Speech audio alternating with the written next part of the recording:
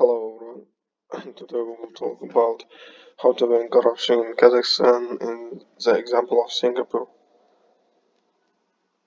Okay, start.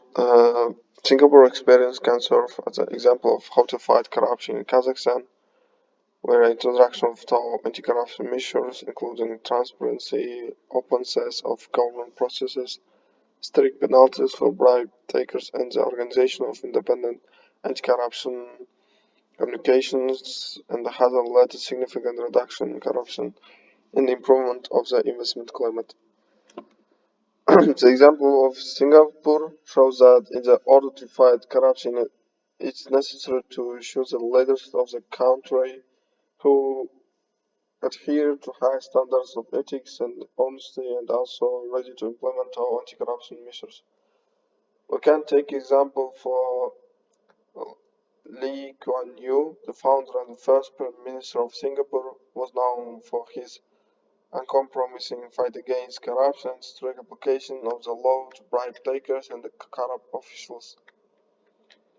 His decisive actions to create an effective anti-corruption system in Singapore have become a key factor in combating this problem and attracting foreign investors to the country. He has a quotes like, "If you want to win corruption, you will start by planting three of your friends to prison."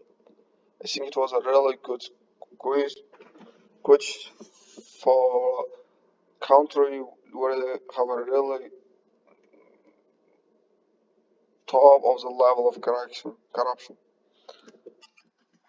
After one example of after this, Singapore have laws to prevent corruption, to win corruption. Yes, one example of legislative measures to help fight corruption in Singapore is the Corruption Prevention Act.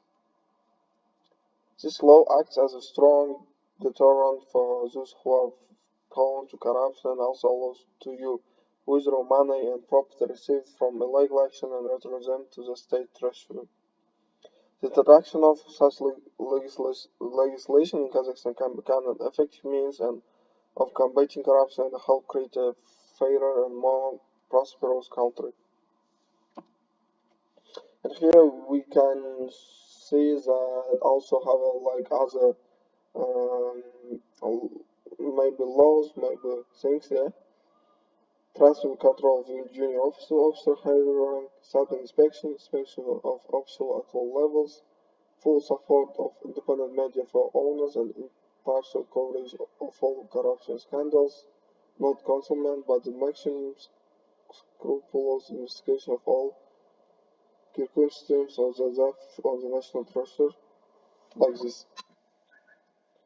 And one of the Singapore experience shows that effective fight against corruption also requires highly qualified investigators and also maybe prosecutors with sufficient powers to corrupt officials and businessmen. In Singapore, for example, there are special police and prosecutors offices dealing exclusively accidentally only corruption cases, as well as witness protection mechanism and special interaction protocols and allow obtaining evidence from witnesses and defendants. Such measures have helped to significantly reduce the level of corruption in Singapore and strengthen public confidence in the law enforcement agencies. I think introduction of such measures in Kazakhstan can also help significantly improve the situation of corruption in the country. Also, here is example for penalties for corruption in Singapore.